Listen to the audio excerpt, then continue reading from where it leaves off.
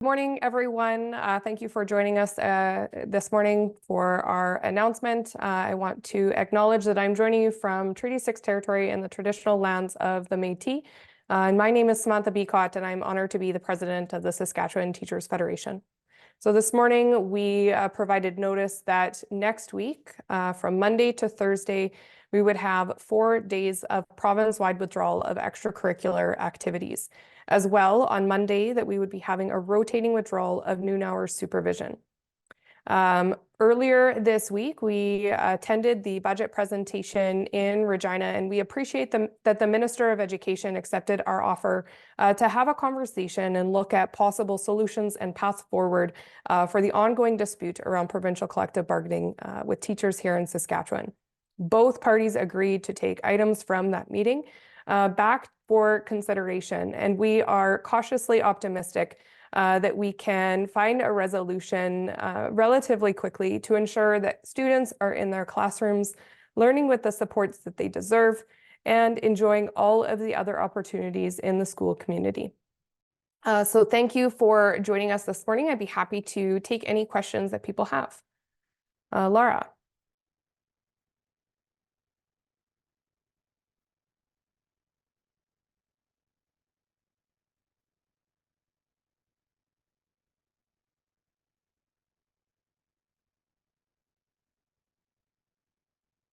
The Minister of Education sent an invitation to you to come back to the table. So similar to the other invitations to return to the table, this is a little bit disingenuous as we haven't received communication that there is anything new to discuss. We did talk about the invitation on Wednesday when we met with the Minister of Education, and he foreshadowed that we would receive one this Friday as well. But we asked him to consider bringing a renewed mandate with that invitation. They don't have anything new to discuss beyond what was included in the mandate a month ago when we returned to the table. And we need to know that, that there's a willingness to engage in this process in good faith. As I said, there were items that both sides were going to consider in terms of how we can move this process forward. And we're hopeful that the Minister of Education, as well as the representatives on the GTBC and SSBA leadership are taking the time to seriously consider those options, as we are on our side as well, to try and find a way to ensure that students are getting a better experience in their classrooms, and we have real commitments that government and school boards can be held accountable to the decisions that they're making in the future.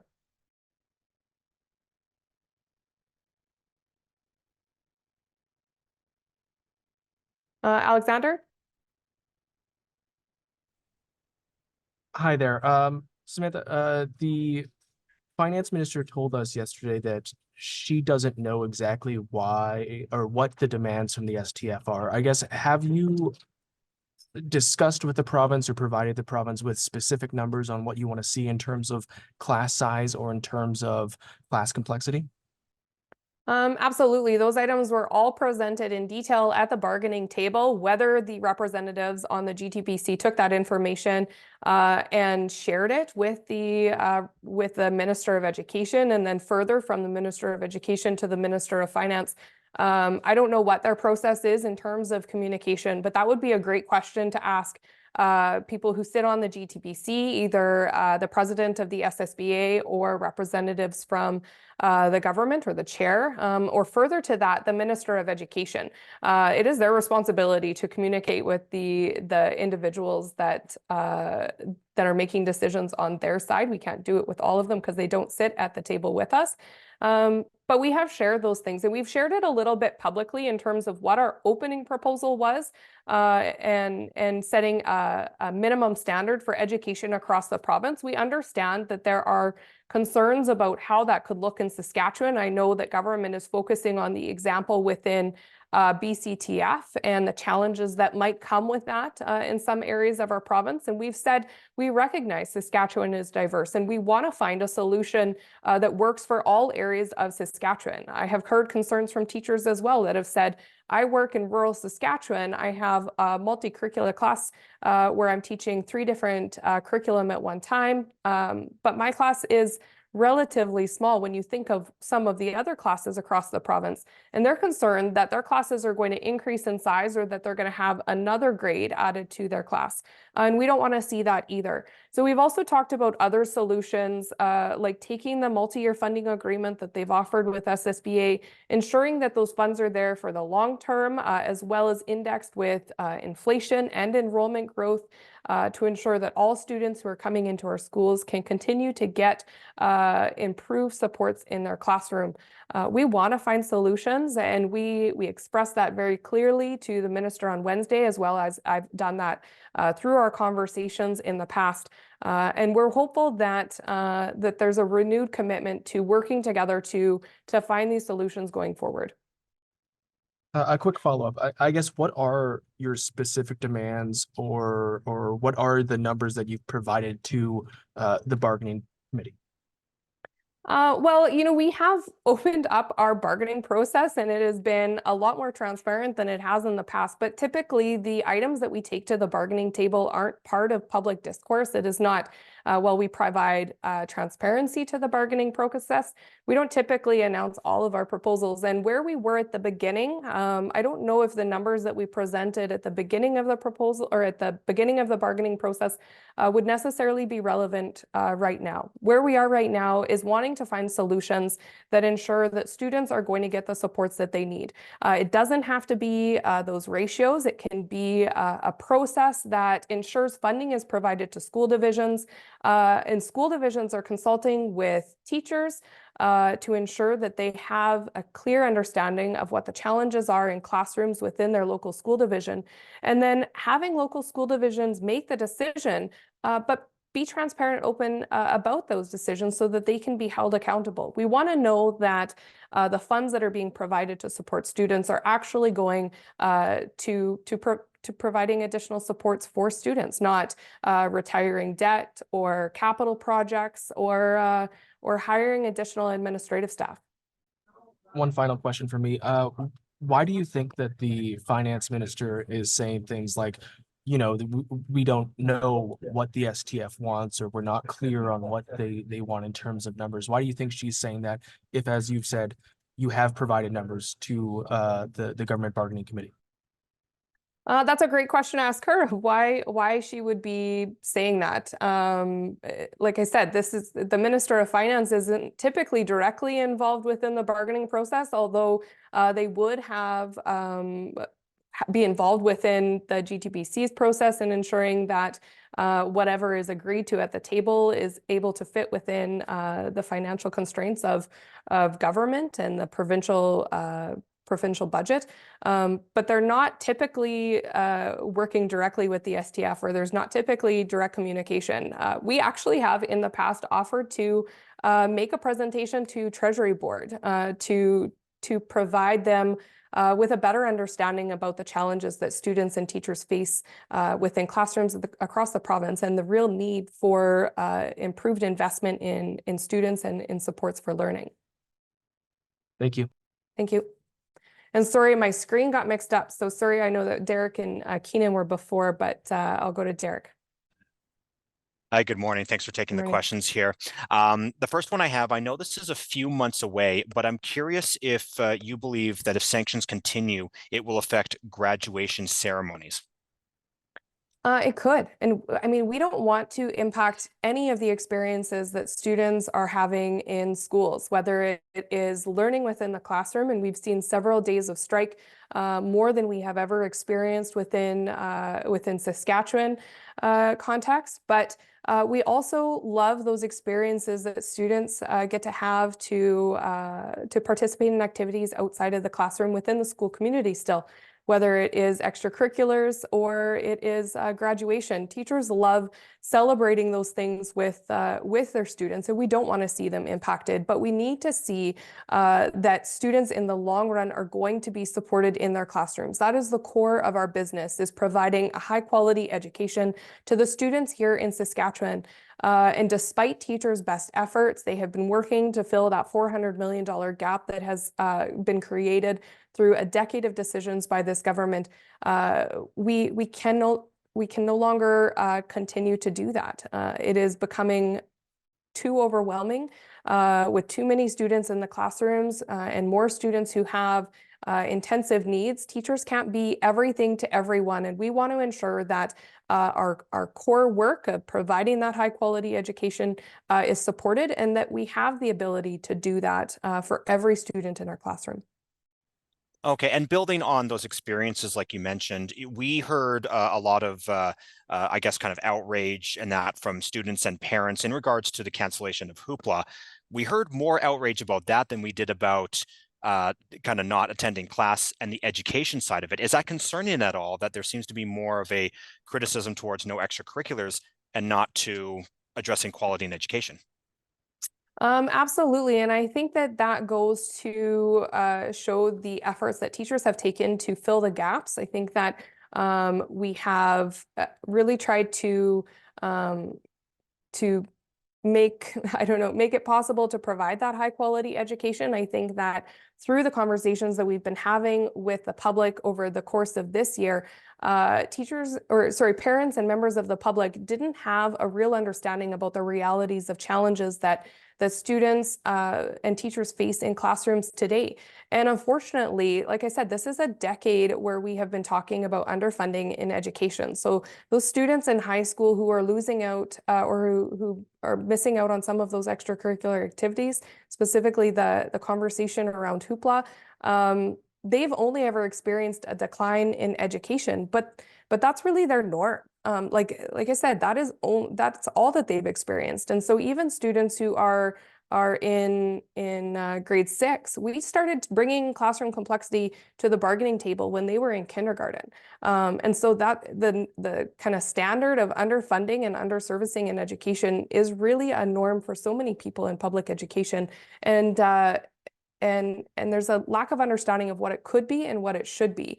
I think a lot of parents and a lot of people in the public who are adults are thinking to what they experienced in school, and that's not the reality that their children and grandchildren are now facing in classrooms across the province. And it isn't to take away that all of those extracurricular activities are important to kids and important to their families. They're important to teachers as well. That's why teachers volunteer, sometimes hundreds. I mean, I've heard of teachers volunteering up to 1,000 hours in a school year. But that is extra to what the core business of education should be, and that is providing kids with the skills and knowledge necessary to be successful into their adulthood, whether they're entering into the workforce directly after high school, going into a trades program, or going into post-secondary education to support in different ways. So we have as well also heard lots of positives from this. People who have experienced a disruption who are saying, we support teachers and we know that you are fighting for future generations, and we're going to stand there with you and support you in that fight. Perfect. Thank you. Thanks. Keenan? Hi, Samantha. Similar to Derek's question, I guess, just what is your direct message to students who are kind of caught in the middle of this, especially maybe high school students? Bio and math class might not be the highlight of their day, but some of the school clubs, activities, or sports is sort of the memories they take back. I just wonder what your direct message would be if you were speaking to them today.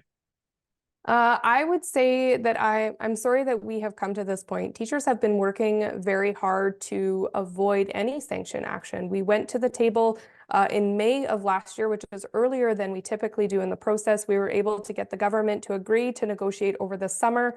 And we really worked hard to have these issues addressed through those kind of regular negotiations process. We even went to conciliation for 5 days in December.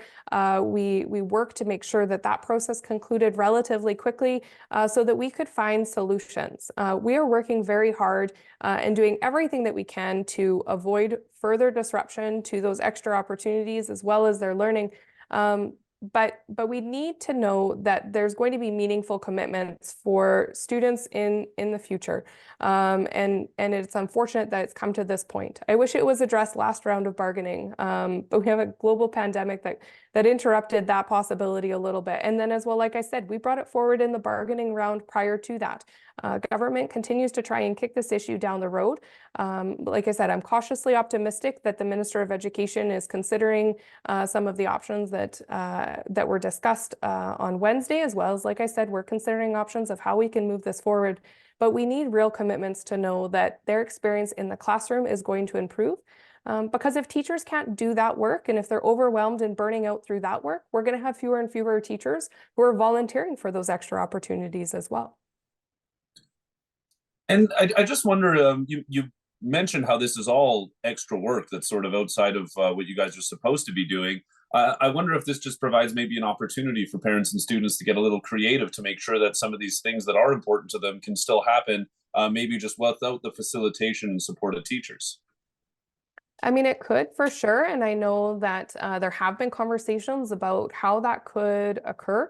There are some limitations in terms of the liability, along with school sanctioned activities needing to have a staff member that is present to supervise and facilitate some of the items. But if parents are taking on some of those volunteering opportunities, there's nothing that teachers would do to stop that. And last one for me, I just wonder if you could just maybe just sort of grade how this has gone with the job action that you guys have slowly sort of escalated as you have promised to do. I just wonder if you get the sense that it's working and getting you closer to a deal.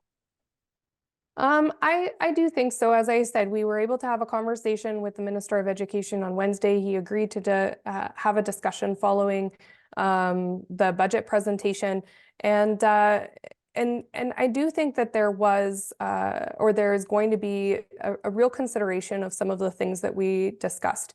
We need to find solutions to these problems. We have heard the Minister of Education talk about the challenges that students and teachers face, but there is a lack of trust, and that comes from the last 2 rounds of bargaining that we have gone through. It comes from teachers seeing one-time funding or funding go to their school division and maybe have questions about where that funding allocation is going and why it's not going maybe more directed to school supports. And so we want to ensure that the funding is going to come not just in one-time funds, but in years to come. And that as well, school divisions are going to direct those funds to the classroom. We're in this election cycle where we continue to see an investment come prior or in a budget prior to an election. And then we have a reduced investment that doesn't follow inflation or doesn't follow the enrollment growth or even cuts from education following in the next 3 years after an election. And we don't want to see that for our kids. Their needs don't come and go with election cycles. Their needs are there, and they are important when we need to address and support them. Thank you. Thank you. Laura, got another question? Oh, there it is. Sorry. Yesterday, Jeremy Cockrell said, quote, "Not only have we moved on many of the items that the STF has asked for, but we're also prepared to create an accountability framework connected to the historic multi-year funding agreement." What does that mean to you? Is that what the STF has been looking for? If not, why? So as I said, this is new. I did not hear this yesterday, sorry, so I apologize. But this is a step forward that is part of what we're seeking, but we want to ensure that teachers are part of that process. As I said, they are the ones who are working with students day in and day out. They understand the needs of their classroom. They understand the needs of their school and of schools in their local school division. So we need to know that that teachers are part of that process.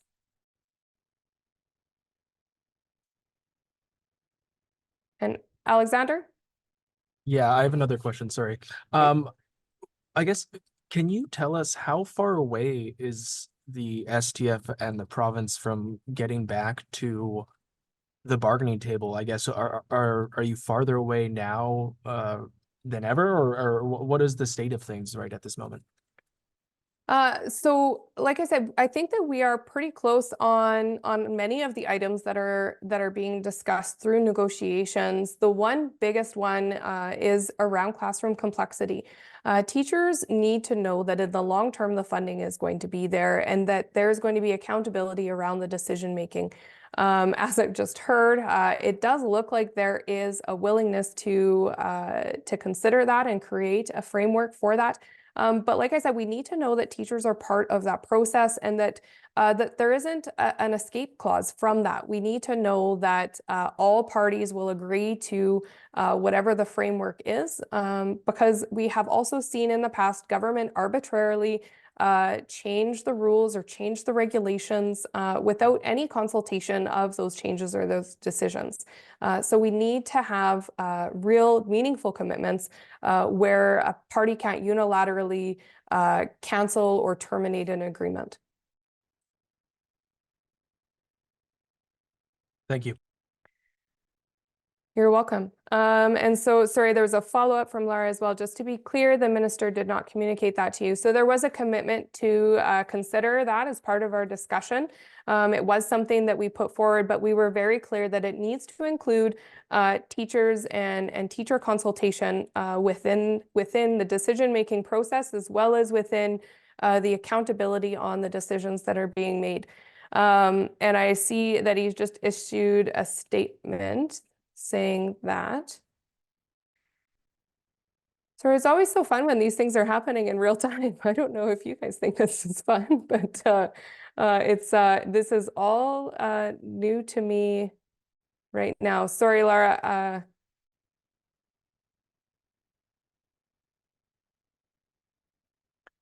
So maybe all I'll just say, because I don't know what, that he will have more to say next week about creating an accountability framework connected to the agreement. So I mean, like I said, it's interesting. We have said that before about some of the decisions that they've made. It does provide us a little bit of hope going forward.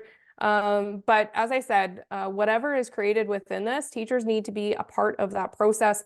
There has been a significant amount of trust lost from teachers across the province in both government's willingness to put kids as a priority and really make a true investment in those kids' education, as well as around some of the decisions that are being made with funds in local school divisions. We want to know that regardless of who the Minister of Education is, or regardless of who government is, or who's elected to school boards, because I know they're up for election as well this year, we want to know that kids' needs are going to be a priority and that they're going to have improved experiences in classrooms, regardless of where they live within the province, regardless of what their personal situation is outside of the province, or regardless of what needs they have coming into our classrooms.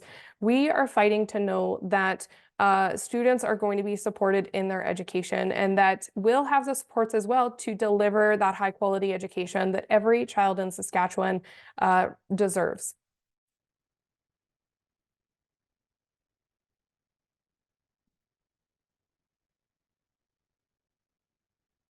Okay, so thank you so much for joining us here today. I appreciate all of the questions and my struggle dealing with some of these things in real time.